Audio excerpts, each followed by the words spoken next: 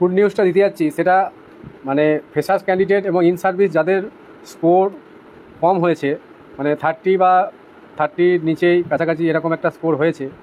তা বিষয়টা হচ্ছে, আমি ফোন কল মারফত আমার কাছে সেই সব প্রুফও আছে, যদি কেউ অবিশ্বাস করে আমার কিছু করার নেই এবং আমি সেগুলো শেয়ার করতে পারবো না, এটা আগে বলে রাখি। তা বিষয়টা হচ্ছে যে 2016 এসএলএসটি যারা পেয়েছিল এবং তারা যে আগে জব করতো সেই জবে ফিরে যাচ্ছে। কারণটা একটাই, যে এই 2025 যে এসএলএসটি হলো এবং 2016 যারা ইন সার্ভিস এবং পূর্বে চাকরি করতো তাদের যদি এই 2025 সিলেকশন হয়, তাহলে কিন্তু নিউ ফ্রেশার ক্যান্ডিডেটরা যেভাবে একটা জব পেলে তার সার্ভিস লাইফ শুরু হয়, যে একটা বেতন দিয়ে মিনিমাম, সেই বেসিক স্কেলে তাদের ফিরে যেতে হবে। তা সেইটা যদি করে তাহলে কিন্তু এক একটা ক্যান্ডিডেটের প্রায় হিউজ পরিমাণ একটা স্যালারি কমে যাবে।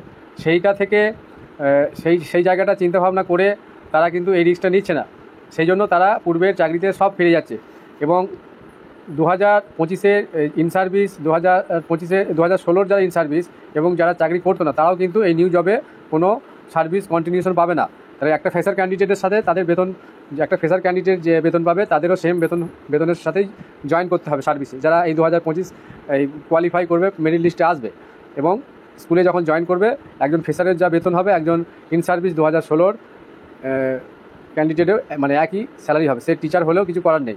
এটা হচ্ছে রুলস। কারণ 2016 প্যানেলটা যেহেতু বাতিল হয়ে যাচ্ছে, তা বিষয়টা সেরকমই দাঁড়াচ্ছে যে কোনো একটা প্যানেল যদি বাতিল হয়ে যায় তাহলে সেখানে সার্ভিস কন্টিনিউ হয় না। তা সুপ্রিম কোর্টের রায় অনুযায়ী এটাই বলা হয়েছে।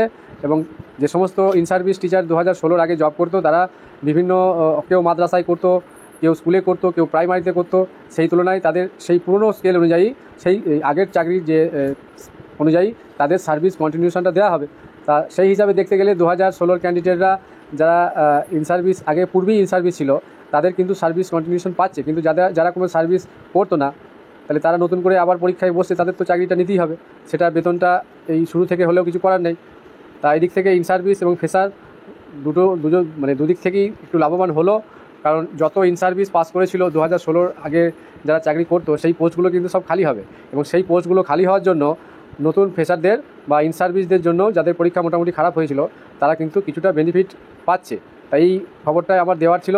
তা এই সমস্ত খবর আমি পাচ্ছি, কালেকশন করছি এবং আরও ডেটা যাতে করে কতটা পরিমাণ এরকম ইন সার্ভিস 2016 আগে চাকরি করতো সেই ডেটাগুলো আমি কালেকশন করছি, বিভিন্ন ফোন মারতো বন্ধু বান্ধবদের মাধ্যমে আমি খবরগুলো পাচ্ছি, বিভিন্ন কোথায় কোথায় ভ্যাকান্সি আছে এই সমস্ত জানার জন্য কল করা হচ্ছে। এবং আমিও কিছু যে বলে রেখেছি যে তোমাদের এইসব জায়গায় কোনো ইন সার্ভিস কোনো খোঁজ খবর নিচ্ছে একটু জানানোর জন্য। তারা আমাকে বাই ফোন মারফত জানাচ্ছে, বাই ফোন কলে যে এরকম ঘটনা ঘটছে। এবং ইনকেস আমার কাছে ফোন এসেছিলো। বিষয়টা হচ্ছে এরকমই যে যারা মোটামুটি ভালো পরীক্ষা দিয়েছো আশা রাখতে পারো, তোমাদের কিন্তু এই ইন্টারভিউ কল আসার একটা সম্ভাবনা আছে। এবং এরকম ইন সার্ভিস আমি নিজে আমাকে ফোন করেছিল, আমি 9-10 সায়েন্সের কথাই বলছি, বা বাংলা আমাকে দু একজন এরকম ফোন মারফত শুনলাম আমি। যাই হোক, তাদেরও ওই 35-36-এর কাছে অ্যান্সার করেছিল, তাহলে তাদের 35-36 + 10 তাহলে 45-এর কাছে চলে যাচ্ছিলো নাম্বারটা। তাহলে অনেক ফ্রেশার কিন্তু বাদ চলে যেত বা ইন সার্ভিসও হয়তো দেখা যেত ফাইনাল কাট আপে হয়তো নাও আসতে পারতো। কিন্তু এই জায়গাটা কিন্তু অনেকটা রিলিজ হচ্ছে, কারণ তারা পরীক্ষা যারা মোটামুটি দিয়েছিল তারা হয়তো ভাবছিল যে আমরা ডাক পাবো কি না। অনেকে হয়তো ডাকটা পেলেও হয়তো খুশি হবে, চাকরি হয়তো হলো না হলো মান সম্মান বা একটা পরীক্ষা দিয়ে স্যাটিসফ্যাকশনটা পেতো, বা তারা আগামী যে 20টা নাম্বার আছে ইন্টারভিউ এবং ডেমনস্ট্রেশনে তারা হয়তো নিজেদের প্রিপারেট করে ঠিকভাবে ওই জায়গাটায় যদি ভালো একটা মার্কস পায় তাহলে তাদেরও একটা চান্স থাকতো। তো সেই জায়গাটা হয়তো তারা এতদিন ভাবছিল যে হবে না, কিন্তু বর্তমানে দেখা যাচ্ছে এই ঘটনাটা ঘটার জন্য ফ্রেশার এবং ইন সার্ভিসে যাদের লো স্কোর আছে তারা একটু সুবিধা পাচ্ছে। তাই এই খবরটাই আমি তোমাদের মধ্যে শেয়ার করলাম। চ্যানেলটা অবশ্যই সাবস্ক্রাইব করে রাখবে। এই ধরনের খবর পেতে আমি আরও তথ্য সংগ্রহ করছি, এগুলো আমার ইউটিউব চ্যানেলে দেওয়ার জন্য। ধন্যবাদ।